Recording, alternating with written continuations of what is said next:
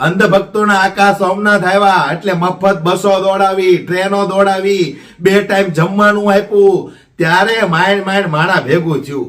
કારણ કે એને ખબર પડી ગઈ છે કે હવે હાવ મફતમાં તો કોઈ ભોજ્યો ભાઈ આવે નહીં. એટલે બસો મૂકવી પડે, ટ્રેનો મૂકવી પડે, 2 ટાઈમ જમવાનું દેવું પડે. તો આવડે અંધભક્તો એમ કે અમારા આકાનો ડંકો વાગે વિદેશમાં. હવે આ ગુજરાતમાં માંડ ઘંટડી વાગે છે અને વિદેશની કરો તમે. પણ મારા દોસ્તો એટલું કેવું છે કે 275 બસ આણંદ ખેડામાંથી દોડાવવામાં આવી. એમાં 32 બસો તો હાવ ખાલી ખમ ગઈ. મારો દીકરો ખાલી ડ્રાઈવર એકલો લઈને ગયો. બોલો કે પૂછ્યું કે હાવ ખાલી કે આવું કેમ ડીઝલ બાળો? તો કે આપણા બાપાના ક્યાં પૈસા છે? તો કે જનતા ટેક્સ ભરે છે ને, કે આપણે શું લેવા દેવા? આપણને કીધું તું બસો લઈને આવવાનું, પણ તારો બાપ હાવ ખાલી લઈને દોડ્યું જવાનું. કોકને તો બસમાં બેહાડે જ નહીં, હાવ ખાલી બોલો લઈને દોડ્યા ગયા.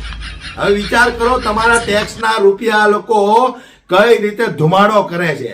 આંખો ઉઘાડો દોસ્તો, આંખો ઉઘાડો અને ઓળખો તમે આ બધાને. તમારા રૂપિયા ક્યાં જાય છે એનો હિસાબ માંગો તમે. આવી રીતે બેફામ તમારા રૂપિયા ઉડાડે આ લોકો.